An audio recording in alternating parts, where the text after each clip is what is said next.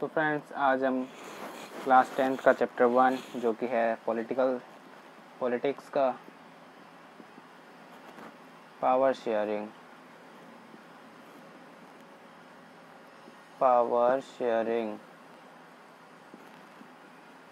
वो पढ़ने जा रहे हैं। पावर शेयरिंग क्या होता है। क्लास 10 चैप्टर 1 है पॉलिटिकल साइंस का या पॉलिटिक्स का। चैप्टर का नाम है पावर शेयरिंग। पावर शेयरिंग क्या होता है? जैसे कि नाम से पता चल रहा है, पावर शेयर मीन्स पावर का शेयर होना। जिस प्रकार आप क्लास में पढ़ते होंगे, जैसे क्लास में तुम्हारे स्कूल में सबसे ऊपर हेड में होता है प्रिंसिपल होता है। प्रिंसिपल के बाद ऐसा तो यानी कि सारी पावर प्रिंसिपल के पास होती है। प्रिंसिपल ने किस में डिवाइड कर रखा है? टीचर्स में सभी क्लास में टीचर्स में डिवाइड कर रखा है। फिर टीचर्स ने भी क्लास में बहुत सारों को मॉनिटर बना रखा है। हर एक क्लास में एक टीचर होता है, एक मॉनिटर बना देते हैं टीचर, सब मॉनिटर बना रखा है। तो जिस प्रकार तुम्हारे स्कूल में कि प्रिंसिपल है, प्रिंसिपल के पास तो सारी पावर है नहीं। अगर टीचर नहीं होंगी तो प्रिंसिपल स्कूल के इस काम का, फिर प्रिंसिपल से आधी पावर टीचर के पास जा रखी, फिर टीचर ने भी मॉनिटर सबको पावर दे रखी है। यही हुआ पावर शेयरिंग। क्या हुआ कि प्रिंसिपल की पावर उसने टीचर्स को दे दी, टीचर्स की पावर मॉनिटर को दे दी। पावर इन्होंने शेयर कर लिया एक दूसरे में। सो इंडिया में पावर शेयर जो होता है वो 3 टाइप्स में होता है। पावर शेयरिंग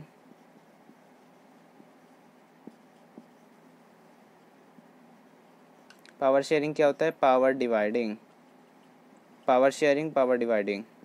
पावर को डिवाइड करना। Power sharing, power dividing. India में जो है वो 3 तरह के पावर डिवाइड हो रखी है। किस किस में? Legislative, executive, judiciary. LEGIS, legislative, executive और तीसरी judiciary. Legislative, executive, judiciary. India में 3 टाइप्स में पावर डिवाइड हो रखी है, लेजिस्लेटिव, एग्जीक्यूटिव, जुडिशरी। सो लेजिस्लेटिव में क्या होता है? जिसमें लॉ बनते हैं, लॉज मेड, जिसमें लॉज बनते हैं। लेजिस्लेटिव में क्या होता है? हमेशा लॉज बनते हैं।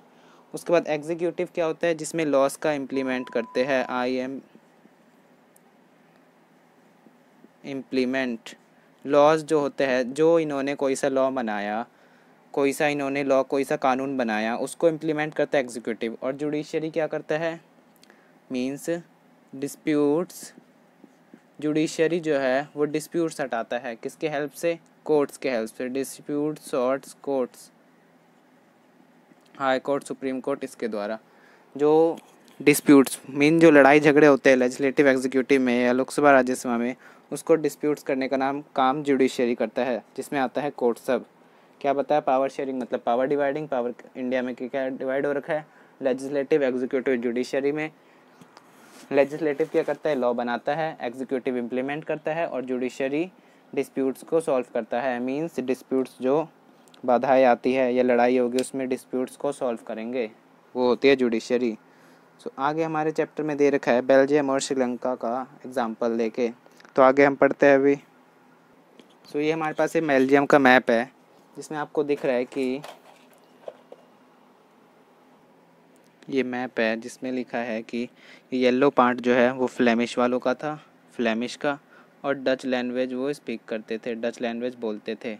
और जो रेड वाला है वो वेलोनिया का नाम से था, जिसमें 40% फ्रेंच मीन्स 40% लोग फ्रेंच बोलते थे, और फ्लेमिश में 59% लोग डच बोलते थे। इसमें फ्लेमिश में डच 59%, वेलोनिया रीजन था जिसमें फ्रेंच बोलते थे, वहाँ पे 40% था। उसके बाद एक जो यहाँ पे जो लाइनिंग से दिख रही है जो बच गई, वहाँ पे 1% लोग थे जो जर्मन बोलते थे। उसके बाद ये जो उसकी कैपिटल थी, उसके कैपिटल का नाम था ब्रुसेल्स। क्या था कैपिटल का नाम? ब्रुसेल्स, ब्रुसेल्स था। ब्रुसेल्स में जो था उल्टा था, वहाँ पे फ्रेंच बोलने वालों की संख्या ज़्यादा थी और डच वालों की कम थी। यहाँ पे क्या था? डच वालों की ज़्यादा थी, फ्रेंच वालों की कम थी। डच वालों का 59%, फ्रेंच का 40%। सो वहाँ पे फ्रेंच का 80% था और डच वालों का 20% था। सो आप ये याद रखिए कि बेल्जियम में जो पूरे होल कंट्री में डच बोलने वाले की संख्या ज़्यादा थी और फ्रेंच वालों के लिए कम थी, लेकिन कैपिटल में उल्टा था। फ्रेंच 80% बोलते थे और डच 20% बोलते थे। फ्रेंच जो थे वो 80% बोलते थे और डच 20% ये बोलते थे। और इसमें फिर क्या हुआ देखिए, अब हमें दिखाते हैं। आप अभी तक हमने क्या पढ़ा? पावर शेयरिंग मतलब पावर डिवाइडिंग। लॉ एग्जीक्यूटिव बनाता है, लॉ लेजिस्लेटिव बनाता है, एग्जीक्यूटिव इम्प्लीमेंट करता है और जुडिशरी डिस्प्यूट्स को सॉर्ट्स को हटाता है। बेल्जियम और श्रीलंका। सो बेल्जियम में क्या था? बेल्जियम किस किस से अपनी बाउंड्री शेयर कर रहा है? बेल्जियम जो है वो फ्रांस से, नेदरलैंड से, जर्मनी और लग्जमबर्ग से अपनी बाउंड्री शेयर कर रहा है और उसकी पॉपुलेशन 1 करोड़ है। हमारे हरियाणा के हाफ की, इंडिया में जो हरियाणा स्टेट है उसके हाफ पॉपुलेशन है बेल्जियम की। सो ये बाउंड्री शेयर कर रहा था फ्रांस को, जर्मनी को और लग्जमबर्ग को। सो इसमें क्या होता है कि बहुत सारे जो एथनिक कंपोजिशन होते हैं वहाँ के, अभी आपको आगे पता चल जाएगा क्या क्या होती है। और जो इस कंट्री की एथनिक कंपोजिशन थी वो बहुत ही कॉम्प्लेक्स थी। सो एथनिक कंपोजिशन क्या होता है? एथनिक वो होता है जब बहुत social division based on shared culture, जब हम कल्चर को शेयर करते हैं, शेयरिंग कल्चर या फिर शेयरिंग बॉन्ड, जब हम किसी सोशल डिवीज़न मीन्स किसी कल्चर पे, सोशल पे, जब हम सोशल डिवीज़न मीन्स हम किसी लैंग्वेज, किसी दूसरे लैंग्वेज से है और एक ही कल्चर को शेयर कर रहे हैं। Social division based on share culture means national division है लेकिन हम अपना कल्चर एक ही साथ कर रहे हैं। They not need to have the same religion और नेशनलिटी। उनकी रिलीजन और नेशनलिटी सेम हो या ना हो उससे कुछ फ़र्क नहीं पड़ता, लेकिन वह शेयर्ड कल्चर कर रहे हैं अपनी सोशल डिवीज़न के बेस पे। Social division based on sharing culture, sharing culture पे वो सोशल डिवीज़न बेस्ड कर रहा है और उसे क्या कहते हैं? शेयरिंग बॉन्ड भी कहते हैं। Social division based on shared culture, people belonging to same ethnic group belonging in their common descents. जो एथनिक ग्रुप के पीपल होते हैं वो अपने सेम डिसेंट्स पे फॉलो करते हैं। और एथनिक मतलब मीन शेयरिंग बॉन्ड, जब बहुत सारे सोशल ग्रुप एक ही साथ काम करते हैं, सोशल डिवीज़न करते हैं एक ही कल्चर पे। उसके बाद बेल्जियम पे क्या क्या प्रॉब्लम्स आई थी वो दिखाते हैं। सो बेल्जियम में जो था वो मेजॉरिटी थी, वो तो हमने बता दिया कि 59% जो लोग थे वो फ्लेमिश थे और डच बोलते थे। 40% थे वेलोनिया रीजन में रहते थे और फ्रेंच बोलते थे और 1% जो बेल्जियन में थे जर्मन बोलते थे। लेकिन कैपिटल में उसका उल्टा था, 80% लोग फ्रेंच बोलते थे, 20% डच बोलते थे। ऊपर वाले में देखिए डच ज़्यादा बोलते थे, फ्रेंच कम। नीचे वाले में लेकिन कैपिटल वाले में फ्रेंच का ज़्यादा हो गया, डच कम हो गया, तो उल्टा हो गया। पूरे कंट्री में डच बोलने वालों की संख्या ज़्यादा थी लेकिन कैपिटल में फ्रेंच बोलने वालों की ज़्यादा थी। तो क्या था कि जो फ्रेंच बोलने वाले थे उनकी वो बहुत ही रिच और ज़्यादा मींस पावर था उनके पास, तो वो सोचते थे कि हम डच स्पीक जो करते हैं उसे हम दबा दें अपने पावर और मनी से। लेकिन डच वाले भी सोचते थे कि हम क्यों दबेंगे उससे, हमने पूरी कंट्री में मींस हमारी पूरी कंट्री में ज़्यादा है लेकिन कैपिटल में कम थे बस। तो फिर क्या हुआ कि जो फ्रेंच बोलने वाले थे वो सोचते थे कि अगर हम इसे दबा देंगे तो हमें इकोनॉमिक डेवलपमेंट, एजुकेशन, इन सब पे ज़्यादा उन्हें मतलब प्रॉफिट या ज़्यादा गेन मिलेगा आने वाले समय में। लेकिन डच स्पीकिंग ये सब जान चुके थे और टेंशन एक क्रिएट हो चुका था, मीन्स एक विद्रोह भी नहीं, मतलब टेंशन नहीं होता कि हमें ये मारने वाला है, ये दबाने वाला है, तो टेंशन शुरू हो चुका था 1950 और 1960 में। क्या हो, इसलिए टेंशन क्रिएट हो गई थी। लेकिन कैपिटल में जो था उल्टा था, तो कैपिटल में सोच रहे थे फ्रेंच वाले कि हम डच वालों को दबा दें, लेकिन पूरे कंट्री में सोच रहे थे डच वाले कि हम फ्रेंच वालों को दबा दें। दोनों जगह उल्टा उल्टा हो रहा था। पूरे कंट्री में डच वाले सोच रहे थे हम फ्रेंच वालों को डोमिनेट कर दे, लेकिन कैपिटल में फ्रेंच वाले सोच रहे थे हम डच वाले को डोमिनेट कर दे जो डच बोलते हैं। तो क्या हुआ देखते हैं आगे। प्रॉब्लम यही उठी कि पूरे बेल्जियम में जो फ्रेंच बोलते थे, कैपिटल में फ्रेंच वालों की संख्या ज़्यादा थी और पूरे कंट्री में जो डच बोलते थे उनकी संख्या ज़्यादा थी। तो पूरे कंट्री में सोचा कि डच वालों ने कि हम फ्रेंच वालों को दबा दें, लेकिन कैपिटल में उल्टा हो गया। कैपिटल में वो फ्रेंच वाले सोच रहे थे कि हम डच वालों को दबा दें, उनको मतलब डोमिनेट कर दें। तो क्या हुआ देखते हैं आगे कि अकोमोडेशन हुआ बेल्जियम में, जिसे हम बेल्जियन मॉडल से भी जानते हैं। मीन्स क्या सॉल्यूशन निकाला बेल्जियम गवर्नमेंट ने। बेल्जियन गवर्नमेंट ने अपना कॉन्स्टिट्यूशन 4 बार अमेंड किया। They amended the constitution 4 time. They enable everyone live together within a country. उन्होंने अपनी कॉन्स्टिट्यूशन को 4 बार बदला, और चारों बार बदलने के बहुत कारण थे। चारों बार बदला, तो चारों बार बदलने के क्या क्या कारण थे वो अभी दिखाते हैं। तो चारों बार बदला तो उसे जिस अकोमोडेशन इन बेल्जियम भी कहते हैं या फिर बेल्जियन मॉडल भी कहते हैं। तो बेल्जियन मॉडल में क्या हुआ था तो दिखाते हैं हम बेल्जियन मॉडल।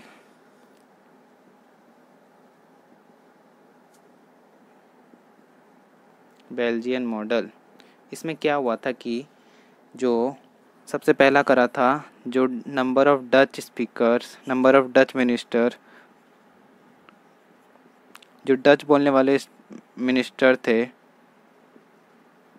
MIN, उसको बराबर कर दिया था फ्रेंच बोलने वाले को। Number of French ministers.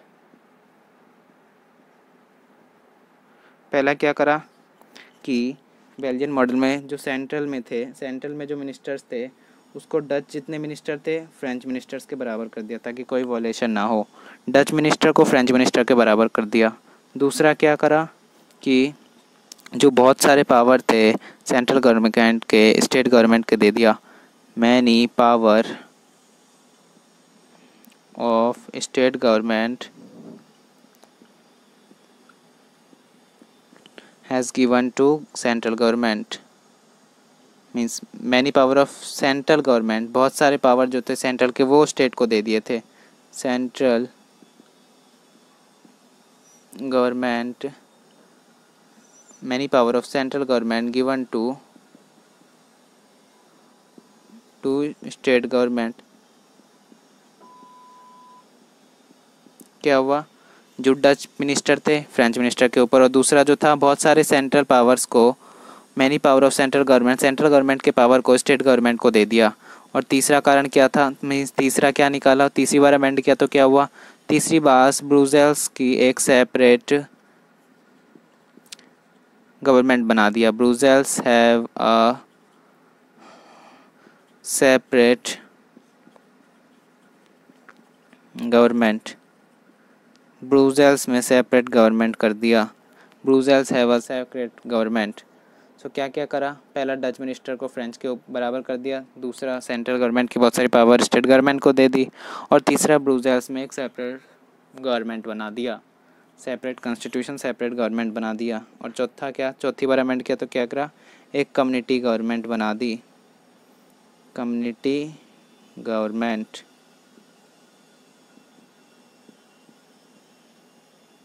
Community government बना दी। सो क्या क्या हुआ था इन चारों में डिटेल में पढ़ते हैं अब। सो पहला, नंबर ऑफ डच को फ्रेंच के बराबर कर दिया था, बहुत सारे पावर सेंट्रल के स्टेट को दे दिया था, ब्रुसेल्स को सेपरेट गवर्नमेंट बना दी थी, और कम्युनिटी गवर्नमेंट थी। तो देखिए क्या यहाँ पे वही लिखा है, डच मिनिस्टर जो फ्रेंच के इक्वल थे, बहुत सारे पावर सेंट्रल के स्टेट को दे दिए थे, और ब्रुसेल्स में सेपरेट गवर्नमेंट बना दी थी, और चौथा पॉइंट जो था वो कम्युनिटी गवर्नमेंट बना दिया था। सो पहला क्या हुआ, constitution prescribe number of Dutch minister is equal to number of French minister in central government. जो बहुत सारे डच मिनिस्टर्स थे उसको फ्रेंच मिनिस्टर्स के बराबर कर दिया। डच और फ्रेंच के इक्वल मिनिस्टर थे, और किसी भी कम्युनिटी अकेले, कोई सी भी एक कम्युनिटी कोई डिसीज़न नहीं ले सकती थी लॉ बनाने पे या कोई किसी भी चीज़ पे, दोनों का सहमति ज़रूरी थी। दोनों कम्युनिटी की सहमति ज़रूरी थी। ये नहीं कि कोई से एक कम्युनिटी अकेले नहीं बना सकती थी, और ये इसलिए किया गया था कि कन्फ्लिक्ट ना हो उन सबके बीच में। और उसके बाद फिर पहला बार अमेंड किया तो ये लाए थे कॉन्स्टिट्यूशन में डच मिनिस्टर्स के बराबर फ्रेंच मिनिस्टर्स होने चाहिए, लेकिन फिर भी उसके ब्रुसेल्स में, जो ब्रुसेल्स उसकी कैपिटल है, वहाँ पे कुछ वायलेशन होने लग गए, तो नंबर दूसरी अमेंडमेंट की। सो पहला अमेंडमेंट समझ आ गया कि नंबर ऑफ़ डच मिनिस्टर्स को नंबर ऑफ़ फ्रेंच मिनिस्टर कर दिया सेंट्रल गवर्नमेंट में, और कोई सी भी कम्युनिटी अकेली डिसीज़न नहीं ले सकती थी। दूसरा क्या करा, Brussels has a separate government in which both communities have equal representation. Brussels में एक सेपरेट गवर्नमेंट बना दिया जिसमें दोनों कम्युनिटी की इक्वल रिप्रेजेंटेशन थी। French speaking accepted equal representation because the Dutch speaking has accepted equal. French representation जो French बोलते थे उन्होंने इसलिए एक्सेप्ट कर लिया क्योंकि जो सेंट्रल में भी था उन्हें इक्वल दे दिया था। मीन्स सेंट्रल गवर्नमेंट में डच स्पीकर्स, डच बोलने वाले मिनिस्टर्स को फ्रेंच के बराबर दे दिया था, और फिर कैपिटल में जो फ्रेंच थे उसको भी डच में बराबर दे दिया। मीन्स दोनों सेंट्रल में भी और कैपिटल में भी और सेंट्रल में भी स्टेट में भी बराबर मिनिस्टर्स कर दिए थे फ्रेंच बोलने वालों के और डच बोलने वालों के। तो उसके बाद तीसरा पॉइंट क्या हुआ, पहला कि डच मिनिस्टर्स फ्रेंच मिनिस्टर के बराबर सेंट्रल गवर्नमेंट में। दूसरा, ब्रुसेल्स की सेपरेट गवर्नमेंट बना दी जिसमें डच मिनिस्टर और फ्रेंच मिनिस्टर बराबर थे। उसके बाद तीसरा क्या हुआ, many power has given to central government has been given to state government. जो सेंट्रल गवर्नमेंट की बहुत सारी पावर्स थी वो स्टेट को दे दिया। क्या करा, central government, many power of the central government has been given to state government of the two regions of the country. State government में दे दिया। स्टेट गवर्नमेंट अब जो है वो सबऑर्डिनेट नहीं है सेंट्रल गवर्नमेंट में। मींस पहले जो थी स्टेट गवर्नमेंट, सेंट्रल गवर्नमेंट से पूछना पड़ता था किसी भी काम के लिए। अब स्टेट गवर्नमेंट को पूछना नहीं पड़ेगा, वो सबऑर्डिनेट नहीं है अब, पहले सबऑर्डिनेट थी। Many power of the central government has been given to state government. ये सब पॉइंट आपको याद कर लेने हैं। ये तीन हो गया। पहला क्या, मिनिस्टर डच जो थे बराबर थे फ्रेंच के, और दूसरा क्या, ब्रुसेल्स में सेपरेट गवर्नमेंट, और तीसरा क्या, मैनी पावर जो सेंट्रल गवर्नमेंट की थी स्टेट गवर्नमेंट को दे दिया गया। और चौथा पॉइंट क्या था, चौथा क्या था कि कम्युनिटी गवर्नमेंट एक बना दी गई। अब कम्युनिटी गवर्नमेंट क्या होती है,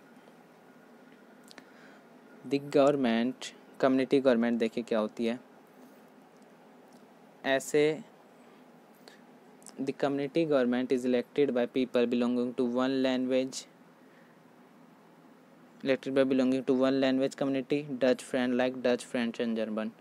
सो कम्युनिटी गवर्नमेंट बना दिया जिसमें एस इलेक्टेड होते थे जो नेता, मींस जो मिनिस्टर्स इलेक्टेड होते थे वह वन लैंग्वेज कम्युनिटी से बिलोंग करते थे। क्या हुआ, चौथा कि कम्युनिटी गवर्नमेंट बना दिया गया जिसके मिनिस्टर्स डच, फ्रेंच और जर्मन तीनों बोलने वाले लैंग्वेज, मतलब तीनों में कम्युनिटीज से इलेक्टेड होते थे, तीनों कम्युनिटीज से इलेक्टेड होते थे, जिस पे वो गवर्नमेंट हैज़ दी पावर। और CEL उसके पास किस चीज़, तीन चीज़ में वो अपना कुछ भी रिकॉर्ड कर सकते थे। मीन्स तीन चीज़ की पावर दे रखी थी उन्हें, कल्चर, एजुकेशनल और लैंग्वेज का। Cultural, educational, language, CEL। तो चौथा पॉइंट क्या था कि कम्युनिटी गवर्नमेंट बना दिया गया जिसमें जो मिनिस्टर्स थे वो इलेक्टेड होते थे वन लैंग्वेज कम्युनिटी से। मींस किसी भी लैंग्वेज, मींस जो इलेक्ट होते थे वो डच भी हो सकते थे, फ्रेंच भी हो सकते थे और जर्मन भी हो सकते थे। इन तीनों में से किसी में से एक से इलेक्ट होते थे कम्युनिटी गवर्नमेंट। और इसमें तीन चीज़ के रिगार्ड वो अपना पावर कर सकते थे। तीन चीज़ की पावर थी उनके पास, CEL कल्चर के बारे में, एजुकेशनल और लैंग्वेज, इन तीनों के बारे में। सो इन सब के बाद बेल्जियन मॉडल जो था वो बहुत ही कॉम्प्लिकेटेड था और इसको कन्फ्लिक्ट अवॉइड करने के लिए बनाया गया था दो कम्युनिटीज़ के बीच में। और फिर लास्ट में जब बेल्जियन मॉडल का लास्ट हुआ तो उसमें एक यूरोपियन यूनियन फॉर्म्ड कर दिया गया जो कि ब्रुसेल्स में उसका हेड क्वार्टर बनाया गया। यूरोपियन यूनियन फॉर्म्ड हो गया ताकि कोई कन्फ्लिक्ट ना हो और ब्रुसेल्स में इसका हेड क्वार्टर बना दिया गया। सो क्या क्या पढ़ा, पहला पॉइंट कि number of Dutch minister French के बराबर। दूसरा, many power of central government given to state government, Brussels से सेपरेट गवर्नमेंट और कम्युनिटी गवर्नमेंट। ये चारों पढ़ लिए। अब उसके बाद हम आएंगे श्रीलंका पे। तो श्रीलंका का क्या हुआ, श्रीलंका में हम जिस प्रकार देखा आपने बेल्जियम का मॉडल जो था वो बिल्कुल मीन्स इक्वालिटी था, दोनों को इक्वालिटी दे दी, दोनों को बराबर अधिकार दे दिए। लेकिन श्रीलंका में उल्टा हो गया। तो अब देखते हैं श्रीलंका क्या है। आपने देखा होगा श्रीलंका इंडिया के साउथ में है, जो वाटर के पानी के बीच में, ओशन के बीच में है, और उसकी पॉपुलेशन है 2 करोड़, हरियाणा के बराबर। वहाँ पे 2 सोशल ग्रुप्स थे, कौन कौन से, सिन्हाला और तमिल्स। और तमिल्स के भी 2 ग्रुप्स थे, इंडियन तमिल्स और श्रीलंकन तमिल्स। श्रीलंकन तमिल्स जो नेटिव थे पहले से ही थे, और इंडियन तमिल जो plantation worker during colonial period में जो प्लांटेशन वर्कर्स थे वो जो श्रीलंका में रह गए थे और वहीं रहने लग गए थे। सो श्रीलंका का भी मैप दिखाते हैं हम।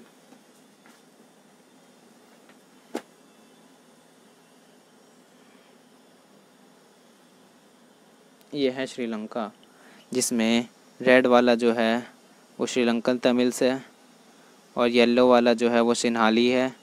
और उसके बाद जो ये थोड़े थोड़े स्पॉट स्पॉट दिख रहे हैं मुस्लिम्स थे वहाँ पे, और जो ये डार्क वाले दिख रहे हैं वो इंडियन तमिल थे।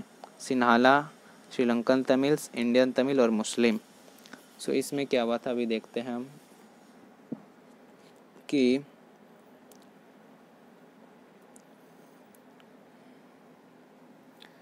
जो सिन्हाला बोलते थे उनकी संख्या बहुत ज़्यादा थी। सिन्हाला की 74% थी और तमिल स्पीकर्स की 18% थी। और तमिल स्पीकर दो में डिवाइड थे, श्रीलंकन तमिल नेटिव और इंडियन तमिल्स। श्रीलंकन जो नेटिव्स थे पहले रहते थे वहाँ से, और इंडियन तमिल जो प्लांटेशन वर्कर कॉलोनियल पीरियड के टाइम पे चले गए थे। सो क्या क्या हुआ था देखते हैं। सिन्हाला में जो थे वो 74% थे सिन्हाला स्पीकर्स, और तमिल जो तमिल बोलते थे 18% थे। तो क्या हुआ, और जो श्रीलंकन तमिल्स है वो north and east of this country में थे। नॉर्थ एंड ईस्ट जो आप देख सकते हैं, Sri Lankan Tamils north and east, north east में थे, नॉर्थ ईस्ट साइड में थे। और जो 7% थे वहाँ पे क्रिश्चियंस थे। बोथ तमिल्स एंड सिन्हालास भी थे और तमिल्स भी थे। लेकिन वहाँ पे प्रॉब्लम क्या हुई, जो ये थे सिन्हाला कम्युनिटी वो ज़्यादा, उनकी संख्या ज़्यादा थी, तो वो डोमिनेट करने लग गए थे।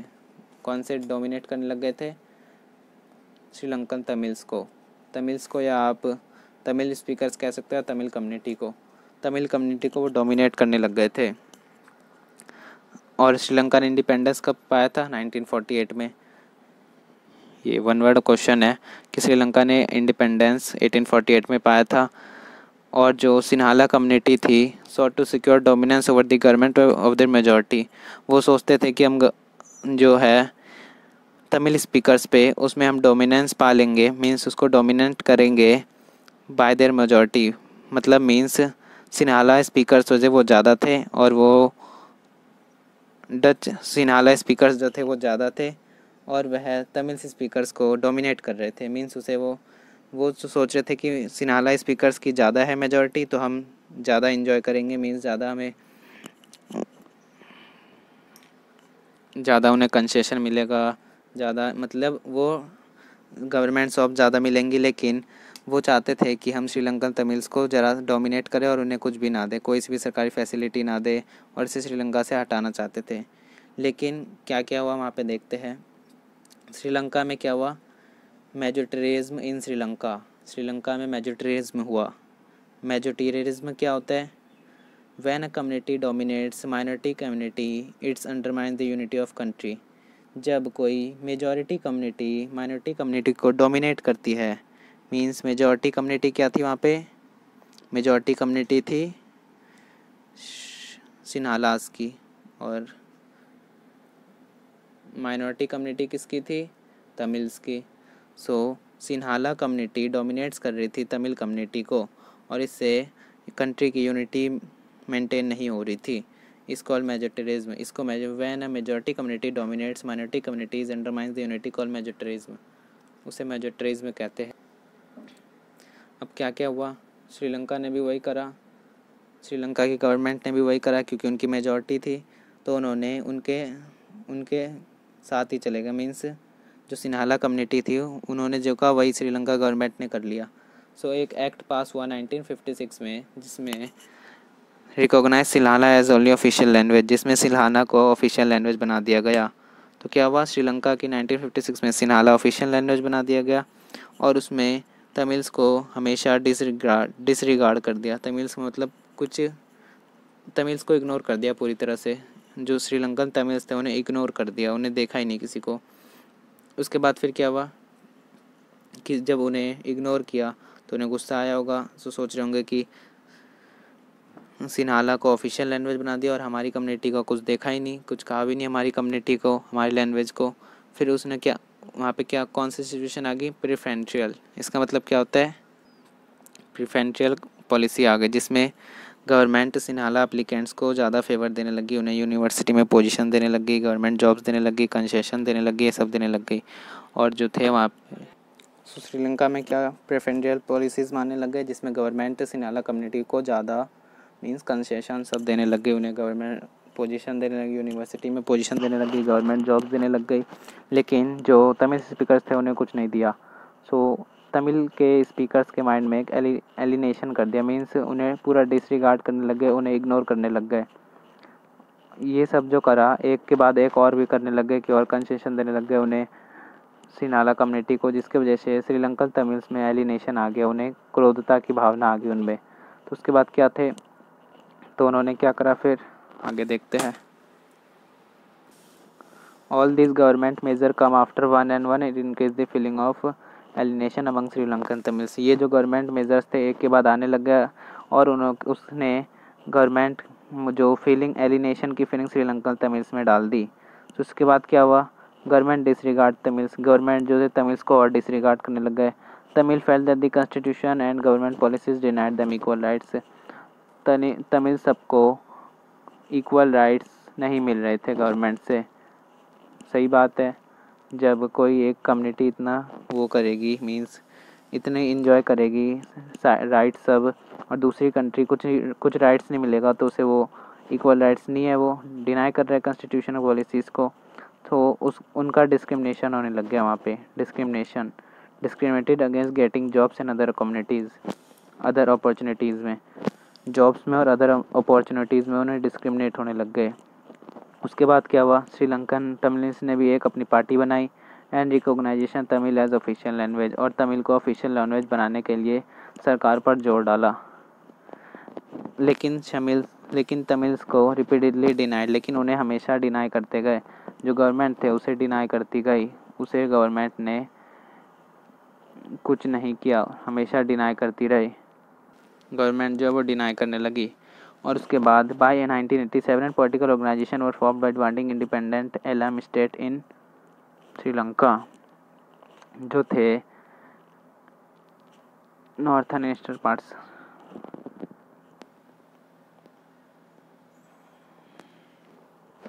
तो क्या हुआ कि बहुत सारे 1980 में बहुत सारे पॉलिटिकल ऑर्गेनाइजेशन बनाए गए जिसमें डिमांड कर रहे थे इंडिपेंडेंस, तमिल्स को इंडिपेंडेंट करने, मीन्स स्टेट बनाने का या फिर तमिल्स को इक्वल राइट देने का, ये सब डिमांड उठा रहे थे वो। लेकिन हमेशा की तरह बहुत सारे वो जो गवर्नमेंट थी श्रीलंका की उसे डिनाई करते जा रही थी, सिनाला कम्युनिटीज़ उसे डिनाई करते जा रही थी। और लास्ट में क्या हुआ, इतना डिनाई होते होते और distract between two communities, distract means और उनका वो बढ़ने लग गया, क्रोध और बढ़ने लग गया और सिविल वार स्टार्ट हो गया। सो सिविल वार क्या होता है, a violent conflict between opposing groups within the country that becomes so intense that it appears like a war। एक ही कंट्री में दो कम्युनिटीज़ के बीच में एक वायलेंट वार हो जाना, कन्फ्लिक्ट हो जाना, दंगा फसाद ये सब हो जाना दो कम्युनिटीज़ के बीच में, और वो है एक, जैसे कि वो लगेगा कि वार ही वार है, लेकिन वो एक कंट्री के अंदर ही होता है। यहाँ पे कंट्रीज़ टू कंट्रीज़ वार नहीं होता, कंट्री के अंदर कम्युनिटीज़ का वार होता है। कंट्रीज के अंदर दो या दो से अधिक कम्युनिटी एक दूसरे पे वार करती है, एक दूसरे पे कन्फ्लिक्ट करती है, तो उसे कहते हैं सिविल वार। सिविल वार क्या कहते हैं, जब एक कंट्री में ही एक से या दो से अधिक कम्युनिटी वार करने लग जाती है, एक या दो से अधिक कम्युनिटी लड़ाई करने लग जाती है, तो उसे कहते हैं सिविल वार। सिविल वार का क्या हुआ, सिविल वार का रिजल्ट क्या आया कि बहुत सारे thousand of people killed, both communities families faced to force, और जो थे बहुत सारे फैमिलीज़ को फोर्स किया गया कि कंट्री श्रीलंका, और थाउजेंड ऑफ पीपल और किल्ड, और थाउजेंड पीपल किल्ड हो गए। तो बोथ कम्युनिटीज़ में, दोनों कम्युनिटीज़ में लगभग 1000 लोगों की मृत्यु होगी, और बहुत सारे लोगों को बहुत सारे फैमिलीज़ को कंट्री छोड़ के जाना पड़ा कहीं और किसी और कंट्री में, and force to leave and refugees lost their livelihood, और बहुत सारे उन्होंने अपनी लाइवलीहुड अदर फ्रेंड्स सबको खो चुके थे वो, इसलिए उन्होंने कंट्री लीव करने का फोर्स किया गया और वो कंट्री लीव करके चले गए। तो आपने देखा कि कैसे बेल्जियम और श्रीलंका में पावर शेयर हुआ। बेल्जियम को दोनों कम्युनिटी को इक्वलिटी लगी थी, लेकिन वो श्रीलंका में एक कम्युनिटी को बिल्कुल डोमिनेट किया गया। देखिए इसका रिजल्ट क्या है कि थाउजेंड पीपल होगी, बहुत सारी कम्युनिटीज़ को घर छोड़ के कंट्री छोड़ के जाना पड़ा। उसके बाद एक टॉपिक आता है अगला कि why power sharing is desirable. Power sharing desirable क्यों है? पावर शेयरिंग डिज़ायरेबल के दो रीज़न है। Power sharing is desirable. Why power sharing is desirable?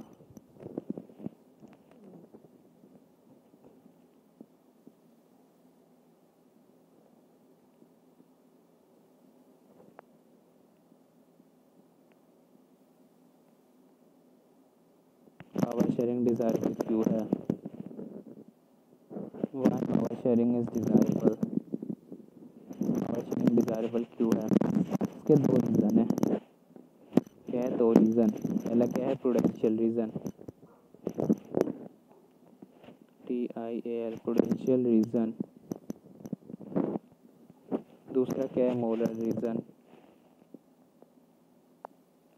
पहला है प्रूडेंशियल रीज़न, प्रूडेंशियल, और दूसरा मोरल रीज़न। प्रूडेंशियल रीज़न क्या होता है? जो केयरफुल कैलकुलेशन गेन और प्रॉफिट होता है, based on prudence on careful calculation of gain और प्रॉफिट, गेन और लॉस। वह कैलकुलेशन मीन्स जिस टाइम देखा जाता है कि किसी का लॉस हो रहा है या किसी का लॉस हो रहा है या किसी का गेन हो रहा है, जिस टाइम कंट्री में कोई सा गेन या लॉस हो रहा है, किसी को लाने से, किसी लॉस को लाने से, किसी भी चीज़ को आने से उसका अगर लॉस या प्रॉफिट हो रहा है तो कहते हैं prudential reason means based on prudence, PRUDENCE, prudence, जिसे कहते हैं बेस्ड ऑन केयरफुल कैलकुलेशन,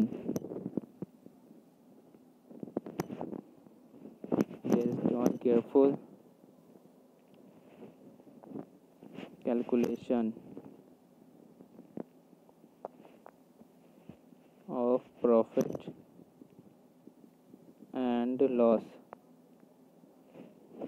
वो जो होता है प्रूडेंस होता है जिसमें केयरफुल कैलकुलेशन और प्रॉफिट और लॉस के बारे में देखा जाता है। और दूसरा क्या होता है? Moral reason. मोरल रीज़न जो वैल्यू के बेस पे होता है, बेस्ड ऑन वैल्यू, जो वैल्यू के बेस पे होता है। वैल्यू के बेस पे क्या क्या होता है? मीन्स जब किसी प्रोडक्ट की वैल्यू बढ़ जाती है, इन सब पे मोरल रीज़न जो होता है मीन्स वैल्यू बढ़ जाती है। और प्रूडेंशियल रीज़न में कैलकुलेशन गेन और प्रॉफिट सब देखा जाता है। जैसे क्या क्या था? पावर शेयरिंग डिज़ायरेबल क्यों था? दो रीज़न थे, प्रूडेंशियल रीज़न और moral reason. Prudential reason profit और लॉस पे, और moral reason based on value पे। सो प्रूडेंस, केयरफुल कैलकुलेशन, प्रॉफिट हो गया। पावर शेयरिंग मीन्स इसमें क्या क्या रीज़न थे? Power sharing is desirable because it reduce the conflict between social group. ये सोशल ग्रुप के बीच में कन्फ्लिक्ट मीन्स कोई दंगा फसाद नहीं होने देते। और power sharing is a good way to stable the political order. और पॉलिटिकल ऑर्डर को एक समान बनाए रखने के लिए पावर शेयरिंग गुड वे है। और दूसरा क्या था? Moral reason. Power sharing is a very straight means power sharing जो है वो डेमोक्रेसी की एक आत्मा थी। मीन्स अगर आत्मा नहीं होगी तो, जिस प्रकार आत्मा नहीं होगी तो मानव किसी काम का नहीं होगा, तो उसी प्रकार अगर डेमोक्रेसी में पावर शेयरिंग नहीं हुई तो डेमोक्रेसी कुछ काम की नहीं है। और उसमें एक लेजिटिमेट गवर्नमेंट थी जिसमें पावर पीपल के हैंड में थी, मीन्स वोटिंग के द्वारा पीपल के हैंड में पावर थी। तो पावर शेयरिंग क्योंकि डिज़ायरेबल थे? क्योंकि इससे फिर तो कन्फ्लिक्ट नहीं होता था। दूसरा, पावर शेयरिंग एक good way to stable the political order. उसके बाद power sharing is very spirit of democracy. उसके बाद एक लेजिटिमेट गवर्नमेंट था जिसमें पावर पीपल के हैंड में होता था। तो पावर शेयरिंग डिज़ायरेबल क्यों था? पहला प्रूडेंशियल, दूसरा मोरल रीज़न। प्रूडेंशियल रीज़न में ये आता है, मोरल रीज़न में ये आता है, आपको याद कर लेना है। उसके बाद एक टॉपिक आता है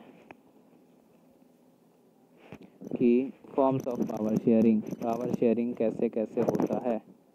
फॉर्म्स ऑफ पावर शेयरिंग। मैं इससे पहले रिवाइज करा देता हूँ कि क्या क्या पढ़ा हमने। देखिए, रिवाइज करा देते हैं क्या क्या पढ़ा था। पहला पढ़ा था पावर शेयरिंग, जिसमें तीन फॉर्म थे, लेजिस्लेटिव, एग्जीक्यूटिव, जुडिशरी। लेजिस्लेटिव में लॉ बनते थे, एग्जीक्यूटिव में इम्प्लीमेंट होते थे, जुडिशरी में कोर्ट्स डिस्ट्रीब्यूट करते थे। और बेल्जियम और श्रीलंका का हमने फिर पढ़ा। एथनिक क्या होता था? जब बहुत सारे शेयरिंग बॉन्ड करते थे, बहुत सारी शेयरिंग कल्चर, मतलब बहुत सारे कल्चर एक जैसे शेयर, बहुत सारे सोशल ग्रुप्स एक शेयर कल्चर करते थे।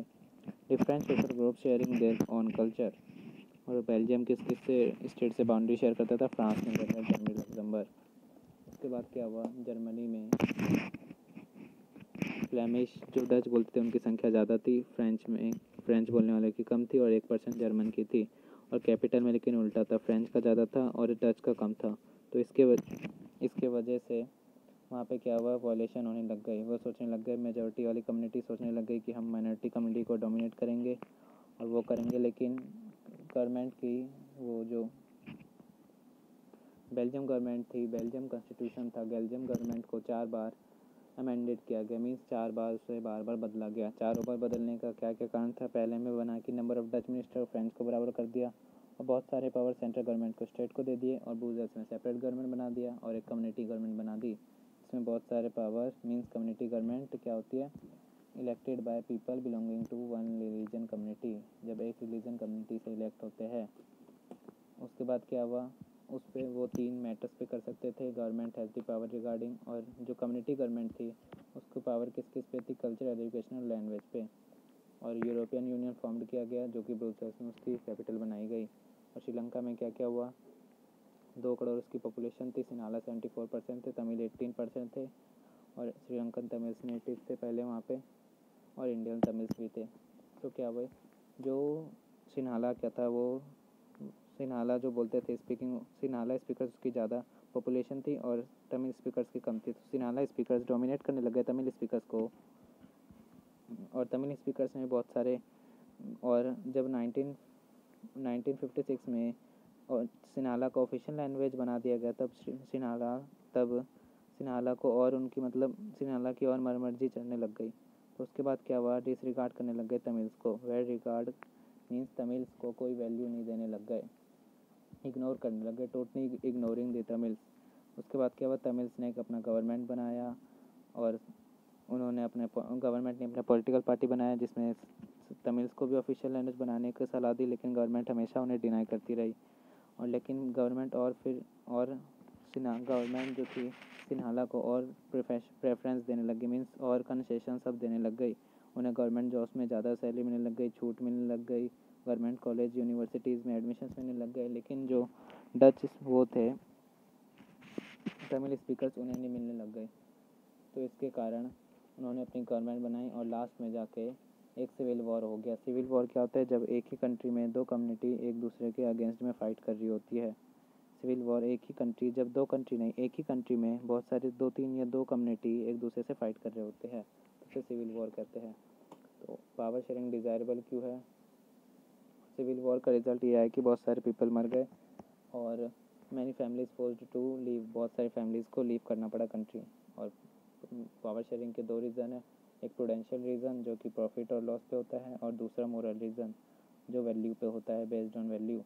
पावर शेयरिंग क्यों डिज़ायरेबल है? क्योंकि पहला प्रूडेंशियल रीज़न जो कि प्रॉफिट और गेन पे होता है, और मोरल रीज़न जो कि वैल्यू पे होता है, प्रॉफिट और गेन पे। और उसका प्रूडेंशियल रीज़न में क्या आता है? It reduce the conflict between social group. Social group में कन्फ्लिक्ट नहीं होता है, ये प्रॉफिट और लॉस होता है कंट्री का। अगर कन्फ्लिक्ट होगा तो दुकानें, घर, गवर्नमेंट ऑफिस सब टूटेगी, जिससे कि गवर्नमेंट का लॉस होगा। तो ये प्रूडेंशियल रीज़न हो गया। सो इससे कन्फ्लिक्ट रिड्यूस होता है। और the power sharing is good governance stable the political order, और इससे स्टेबल रहता है पॉलिटिकल ऑर्डर। सब मीन्स एकांत एक ही रहता है पॉलिटिकल ऑर्डर। और मोरल रीज़न क्या क्या है? डेमोक्रेसी जो है, पावर शेयरिंग जो है वो स्पिरिट है डेमोक्रेसी का, मीन्स पावर शेयरिंग जो है डेमोक्रेसी की आत्मा है। और दूसरा क्या था? लेजिटिमेट गवर्नमेंट, जिसमें power hand of people, power जो है पीपल के हैंड में होता है। और उसके बाद क्या है, अब लास्ट टॉपिक पढ़ना है, इसके बाद फिर चैप्टर ख़त्म। Forms of power sharing, power sharing कैसे कितने कितने फॉर्म में हो रखा है। तो पहला है forms of power sharing among different organs, means power sharing among different organ, फिर पावर शेयरिंग डिफरेंट लेवल पे, फिर power sharing different social group में, उसके बाद power sharing different political parties pressure groups, इन सब में क्या क्या पढ़ा है? Forms of power sharing.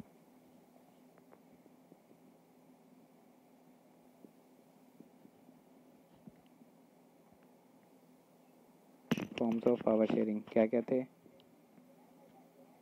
Among different organ,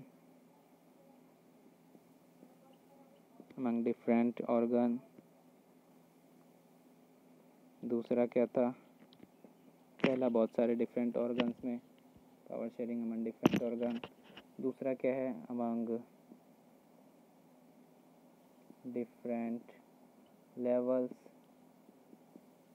पहला डिफरेंट ऑर्गन, फिर दूसरा लेवल, फिर तीसरा क्या है different social groups,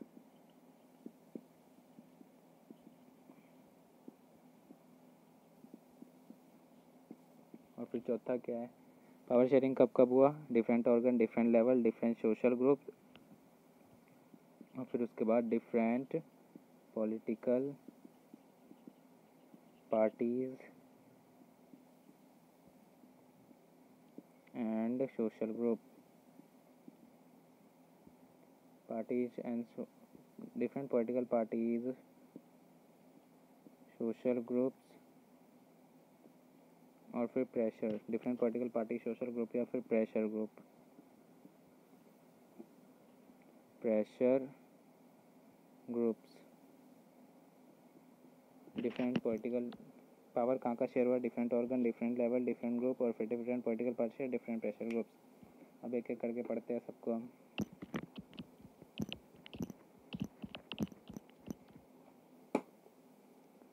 power sharing among different organ में क्या किस किस में होता है कि पावर शेयरिंग डिफरेंट ऑर्गन में होता है लेजिस्लेटिव, एग्जीक्यूटिव, जुडिशरी। ये जो होता है horizontal form of power sharing होता है। हॉरिजॉन्टल मीन्स ऐसे सीधाई में जाती है, लेटी वे में जाती है, और जिसमें it all organ government same level होती तो सेम लेवल पे, लेकिन एक्सरसाइज डिफरेंट पावर करती है। और यह चेक एंड और हर एक ऑर्गन दूसरे ऑर्गन्स को चेक कर सकता है। जैसे आप एक क्लास में पढ़ते हो 10th में, तो आप 10th ए के बच्चे 10th बी में जाके देख सकते हैं, 10th सी के 10th बी में देख सकते हैं कि क्या चल रहा है, कोई मना नहीं करता उस टाइम। तो वैसे ही हमारे यहाँ पे भी पावर शेयरिंग के डिफरेंट ऑर्गन्स में यही होता है कि legislative, executive, judiciary. Legislative executive का देख सकते हैं, जुडिशरी लेजिस्लेटिव का देख सकता है, मीन्स तीनों गवर्नमेंट एक दूसरे को देख सकती है। और ये चेक एंड बैलेंस सिस्टम कहते हैं इसे। When each government check the others it is called check and balance system. और कोई सा भी ऑर्गन अनलिमिटेड पावर एक्सरसाइज नहीं कर सकता। कोई गवर्नमेंट अनलिमिटेड पावर एक्सरसाइज नहीं कर सकता। No government can exercise unlimited power. उसे चेक एंड बैलेंस सिस्टम कहते हैं। It all government placed at same level to exercise different power. वो होते तो सेम लेवल पे, लेकिन पावर उनका डिफरेंट होता है। No organ can exercise unlimited power नहीं कर सकता कोई भी। और each organ check the others, हर एक ऑर्गन दूसरे को चेक कर सकता है। इसे कहते हैं चेक एंड बैलेंस। दूसरा क्या है पावर शेयरिंग अपन different level of government. Level में क्या है central government, state government, local government. Central government में क्या वो पूरी एंटायर कंट्री, स्टेट में रीजनल जैसे दिल्ली, पंजाब, हरियाणा, उत्तर प्रदेश रीजनल होगी। लोकल गवर्नमेंट जो पंचायत जो डिस्ट्रिक्ट लेवल पे आ गए तो लोकल गवर्नमेंट। ये जो है ये वर्टिकल फॉर्म ऑफ गवर्नमेंट है। डिफरेंस आता है vertical form of government and horizontal form of government. तो आपको 3-4 पॉइंट याद रख लेने हैं कि हॉरिजॉन्टल में क्या क्या होता है। It all government place at the same level, होती तो सेम लेवल पे है लेकिन डिफरेंट पावर एक्सरसाइज करती है। No organ exercise unlimited power, कोई सा भी ऑर्गन अनलिमिटेड पावर एक्सरसाइज नहीं करता। और each organ check the others, हर एक ऑर्गन दूसरे को चेक कर सकती है। और पावर शेयरिंग जो होता है डिफरेंट लेवल में क्या होता है कि सेंट्रल गवर्नमेंट में होता है, स्टेट गवर्नमेंट और लोकल गवर्नमेंट में। और ये vertical form of power sharing होता है। इंडिया में ये वाला इंडिया में मतलब चारों फॉर्म ऑफ गवर्नमेंट है। So such a general government for the entire country call federal government. और जो जनरल कंट्री के लिए पूरे कंट्री के लिए होता है उसे फेडरल गवर्नमेंट भी बोलते हैं। तो उसके बाद क्या है पावर शेयरिंग अपन different social group. Power sharing among different social groups. Vertical form पढ़ा, हॉरिजॉन्टल पढ़ा। अब उसके बाद क्या है different social group. Social group में माइनॉरिटी कम्युनिटी को रिजर्वेशन सब दिया जाता है। एग्जाम्पल हमने पढ़ा माइनॉरिटी गवर्नमेंट जो बेल्जियम में थी उन्हें रिजर्वेशन ज़्यादा दी जाती थी। This method is use to give minority and fair share in power. ये मेथड इसलिए यूज़ किया जाता है, एग्जाम्पल इसका क्या होगा, कम्युनिटी गवर्नमेंट जो बेल्जियम में थी इसको इसलिए दिया जाता है ताकि माइनॉरिटी कम्युनिटी को शेयर दिया जा सके पावर में। मीन्स सेंट्रल या किसी स्टेट में कम्युनिटी गवर्नमेंट को कम्युनिटी जो है, कम्युनिटी मीन्स डिफरेंट जो वीकर सेक्शन है उन्हें भी पावर शेयर का अधिकार होना चाहिए। मीन्स उन्हें भी पावर का अधिकार होना चाहिए। Legally weaker section and women represented in the legislative administration. Means जो weaker section, socially weaker section और जो वुमेन्स थी उन्हें रिप्रेजेंट किया गया था लेजिस्लेटिव और एडमिनिस्ट्रेशन में ताकि उन्हें भी पावर शेयर करने का अधिकार होना चाहिए। क्या था इसमें power sharing different social groups में अभी बताया कि different social socially weaker sections में होना चाहिए, और वुमेन्स को रिप्रेजेंट मीन्स जो सोशली वीकर सेक्शन है उन्हें भी पावर शेयरिंग का अधिकार होना चाहिए। और चौथा क्या है, power sharing among different political parties and movements. Different political parties में मीन्स पावर शेयर जो है हमेशा तो ऐसी नहीं है कि हमेशा एक ही गवर्नमेंट बनेगी, हर टाइम गवर्नमेंट अलग अलग होती है। और इसमें जो कोalition गवर्नमेंट होता है, जिसमें गठबंधन जिसे हिंदी में कहते हैं, जिसमें दो से अधिक एक या दो पार्टी एक साथ मिलकर रूल करती है। In a democracy citizen have the freedom to choose among various contenders for the power. और इसमें पीपल के पास राइट होता है अपने किसी भी पार्टी को चुनने का, जिसमें political party pressure group in सब में शेयर हो जाता है पावर। तो होप करता हूँ आपको चैप्टर समझ आ गया होगा। और कोalition गवर्नमेंट क्या होता है, व्हेन 2 और more parties form an alliance to contest election if alliance is elected for form a कल्याण। बहुत सारी गवर्नमेंट पार्टीज़ जब एक साथ मिल के एक अलायंस बनाती है और अगर उनका अलायंस इलेक्टेड हो जाता है तो वो कोalition गवर्नमेंट बनाते हैं, मीन्स गठबंधन वाली सरकार। तो friends, thank you for watching, keep subscribe my channel and like. So friends, अब मिलते हैं अपनी नेक्स्ट वीडियो में। आशा करता हूँ आपको वीडियो अच्छी लगी होगी। So friends, thank you for watching.